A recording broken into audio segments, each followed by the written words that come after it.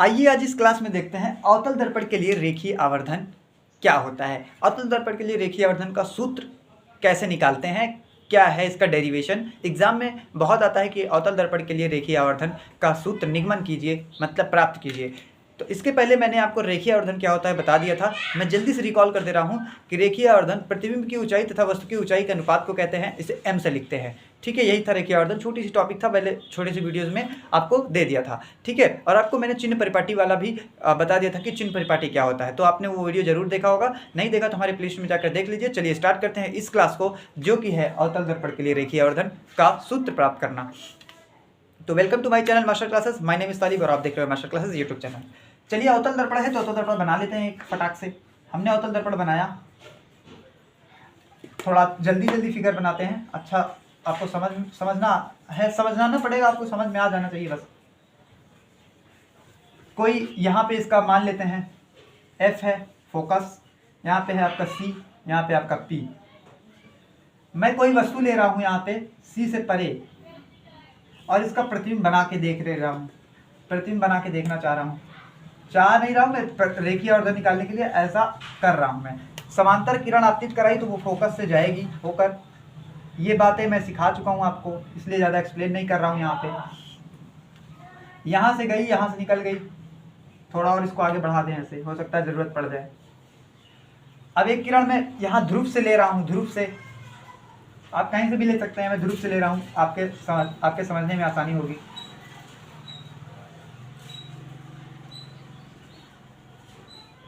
और ध्रुव से लिया, यहाँ से लिया तो ऐसे निकल जाएगी, लेकिन जितने एंगल पे आई है उतने एंगल पे निकलेगी। मान लो मैं यहाँ पे थीटा एंगल पे आपतित कराया हूँ, तो परावर्तन का नियम आपको याद होगा, मैंने पढ़ाया था। परावर्तन के नियम के अनुसार आपतन कोण मतलब आने वाला कोण परावर्तित किरण द्वारा बनाया कोण परावर्तन कोण बराबर होता है। तो यहाँ पे थीटा बना है, तो जो जाएगा जिससे वो कोण बनेगा वो भी थीटा ही बनेगा, वो भी क्या बनेगा, थीटा ही बनेगा।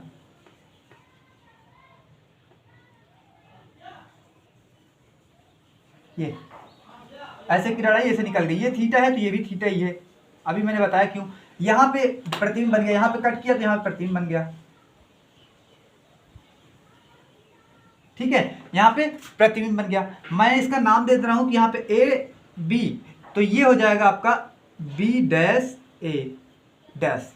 ठीक है, ये हो गया। आपको क्लियर समझ में आ रहा है ना क्या बता रहा हूं मैं, समझ में आ रहा है ना। ये डायग्राम आपको बनाना पड़ेगा अपने कॉपी में, एग्जाम में भी बनाना पड़ेगा जब आएगा तो ये ऐसा क्वेश्चन। ठीक है, तो मैं चल रहा हूं, इसका डेरिवेशन करने शुरू करते हैं। देख लीजिए आप ध्यान से, पहले इसको आपको दिख रहा होगा ये थीटा है, ये भी थीटा है। दो ट्राइंगल दिख रहे होंगे आपको, ए बी पी, और दूसरा ट्राइंगल ए डैश पी और बी। एक ये छोटा सा त्रिभुज दिख रहा होगा और एक ये थोड़ा सा बड़ा सा त्रिभुज दिख रहा होगा।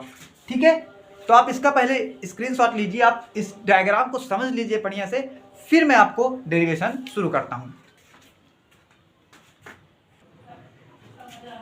हाँ, तो अब देखिए इसमें क्या क्या और किया जा सकता है। जैसे कि मैं इसकी ऊंचाई, ये इसको मान लूँ h, इसको मान लूँ h, और इसकी ये प्रतिबिंब है, ये हाइट है, मतलब h माने हाइट। प्रतिबिंब की ऊंचाई को h, प्रतिबिंब की ऊंचाई को h डैश और वस्तु की ऊंचाई को h मान लिया हमने। और भी कुछ आपको पता है क्या, यहाँ से यहाँ तक देखिए ये वस्तु है, और जो भी दूरियां नापते हैं वो हम ध्रुव से ही नापते हैं। मैं हमेशा से बताते चला आ रहा हूँ, अभी भी बता रहा हूँ कि ध्रुव P से ही जो दूरियां नापेंगे। तो इधर से इधर की तरफ जो दूरी होगी वो क्या होगी आपकी u, क्योंकि वस्तु की दूरी u ही तो होती है। तो यहाँ से ये प्रतिबिंब है, मतलब यहाँ से लेकर यहाँ तक, तो यहाँ जगह नहीं, मैं यहाँ पे बना रहा हूँ। देखिए यहाँ से u होगी इसकी, क्योंकि वस्तु की दूरी को u से ही तो लिखते हैं, लेकिन माइनस लगाना पड़ेगा क्योंकि ये अवतल दर्पण है। अवतल दर्पण की दूरी जो है वो माइनस में होती है। ठीक है, अवतल दर्पण की दूरी माइनस में होती है। और एक बात, यहाँ पे ये h डैश नीचे की तरफ है, और नीचे की तरफ की दूरी भी माइनस में होती है। चिन्ह परिपाटी की वीडियो में मैंने बताया था, जो दूरी की नीचे की तरफ लेते हैं वो भी माइनस में लेते हैं। और ये ऊपर है h, और ऊपर की तरफ y एक्सिस था, और y एक्सिस में दूरी जो है वो प्लस में होती है, इसलिए मैंने वहाँ प्लस में लिखा है। और एक बात, यहाँ पे ये प्रतिबिंब है, प्रतिबिंब की दूरी जो है उसको v से लिखते हैं, तो ये भी माइनस v हो जाएगा, क्योंकि इस तरफ है, इस तरफ बाईं तरफ की दूरियों को ऋणात्मक लिखते हैं। तो ऋणात्मक लिख लिया हमने प्रतिबिंब की दूरी को। ठीक है, अब मुझे लगता है इतना ठीक हो गया है, सब कुछ डायग्राम फिट है। अब स्टार्ट करते हैं, इसका डेरिवेशन स्टार्ट करते हैं। चलिए, अब आपको दिख रहा होगा यहाँ पे ट्राइंगल ए बी पी, ये एक ट्राइंगल दिख रहा होगा, और ये वाला एक ट्राइंगल छोटा सा दिख रहा होगा, P A dash B dash. ठीक है, दिख रहा है ना, उम्मीद करता हूँ दिख रहा है। थोड़ा सा कंसंट्रेशन कीजिए, मैथ का है, थोड़ा इसमें मैथ है, तो जिसको मैथ नहीं आती वो भी कोशिश करे, क्योंकि इंपॉर्टेंट है भैया, इसको देखना ही पड़ेगा तुमको। ये एक ट्राइंगल, ये एक ट्राइंगल, तो शुरू करें। चलो, ट्राइंगल मतलब त्रिभुज ए बी पी में, ए बी पी तथा ए डैश पी बी डैश, ए डैश पी बी डैश में क्या क्या है देखो जरा। ये वाला कोण जो है इस वाले त्रिभुज में, ये वाला जो कोण है ये थीटा, कोण बी पी ए, कोण बी पी ए बराबर है किस कोण के, ए डैश पी बी डैश के, ए डैश पी बी डैश, ए डैश पी बी डैश के। ठीक है, इसके बराबर है। क्यों? क्योंकि ये आपतित किरण द्वारा बना है कोण, तो ये आपतन कोण हो गया। ये परावर्तन होकर गया, ये इस पर दर्पण पे टकरा कर ये परावर्तित हो गई, तो परावर्तन कोण जो है वो भी थीटा, आपतन कोण जो है वो भी थीटा। ये परावर्तन का नियम कहता है कि आपतन कोण परावर्तन कोण सदैव बराबर होते हैं। यही तो मैंने बताया था परावर्तन के नियम में आपको।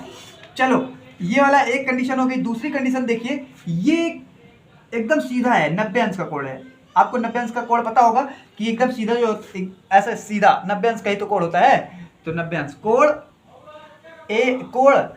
पी ए बी बराबर है किसके, कोण इस वाले त्रिभुज जान लीजिए, पी ए डैश बी के, P A dash B dash के। कितना है वो भी 90, दोनों 90 अंश है, ये वाला भी ये वाला भी।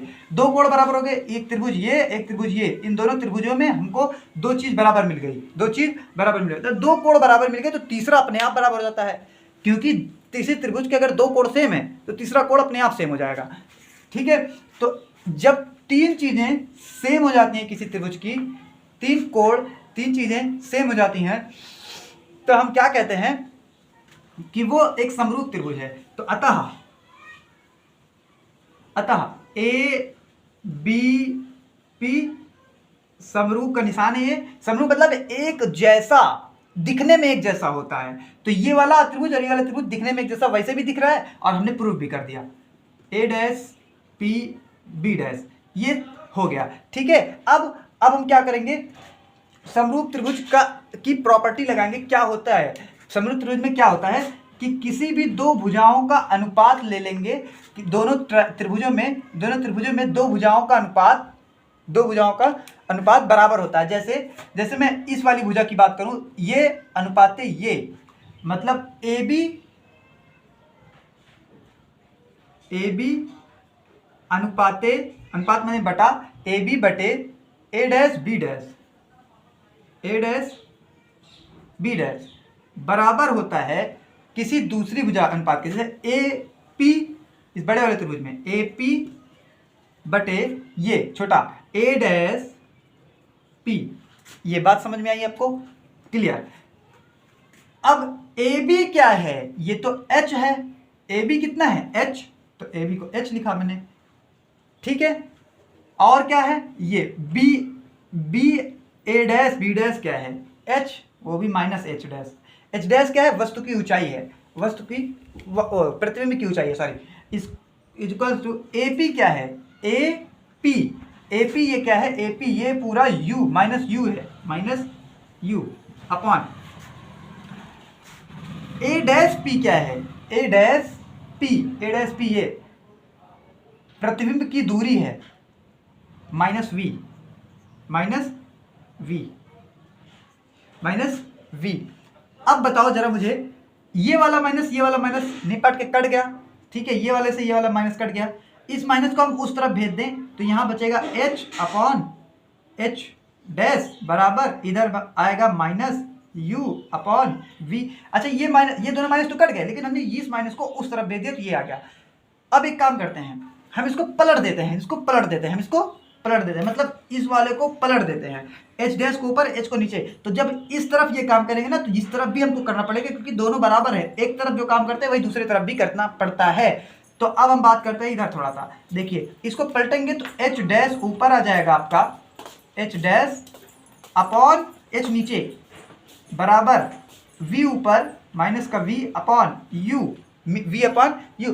पिछली क्लास आप याद कीजिए, उसमें मैंने आपको बताया था प्रतिबिंब की ऊंचाई और वस्तु की ऊंचाई, प्रतिबिंब की ऊंचाई और वस्तु की ऊंचाई का अनुपात मतलब बटा क्या होता है, रेखीय आवर्धन होता है, जिसको हमें m से लिखने के लिए बताया था मैंने, m से डिनोट करते हैं। तो मैं इसको लिख दे रहा हूं m बराबर, ये किसके बराबर है, m के, m बराबर माइनस का v अपॉन u, यही होता है रेखीय आवर्धन, यही होता है रेखीय आवर्धन का फॉर्मूला, सूत्र जिसको कहते हैं। तो रेखीय आवर्धन का सूत्र है ये, ठीक है।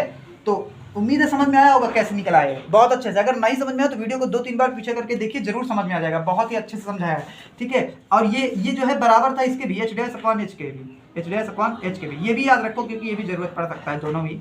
तो याद रखो रहो दोनों, क्योंकि ये m जो है इसी जगह पे है, तो ये वाला और ये वाला बराबर ही हुआ, तो इसको भी साथ में लिखते रहो, ठीक है। ये रेखीय आवर्धन का सूत्र है, इसको अच्छे से लिख लेना। और शुरू में अगर आपको थोड़ी सी लैंग्वेज लिखनी है तो आप बता दीजिए यहाँ पे, फिर लास्ट में लिख देना जहाँ m रेखीय आवर्धन है और यहाँ पे h डैश अपॉन h, जहाँ पे h डैश वस्तु की ऊंचाई है और h डैश प्रतिबिंब की ऊंचाई है और h वस्तु की ऊंचाई है, माइनस v प्रतिबिंब की दूरी है ध्रुव से और u प्रतिबिंब वस्तु की दूरी है ध्रुव से, ठीक है। ये बातें आप शुरू में लिख देना और लास्ट में लिख देना कि जहाँ m रेखीय आवर्धन है। ये होता है रेखीय आवर्धन का फॉर्मूला, और इस तरह से ड्राइव करते हैं हम रेखीय आवर्धन के फार्मूले को। उम्मीद करता हूँ बहुत अच्छे से समझ में आया होगा, कोशिश की है, वीडियो को थोड़ा सा लंबा जरूर हो गया होगा, लेकिन समझ में आया होगा आपको बहुत अच्छे से। थैंक यू, मिलते हैं नेक्स्ट वीडियो में।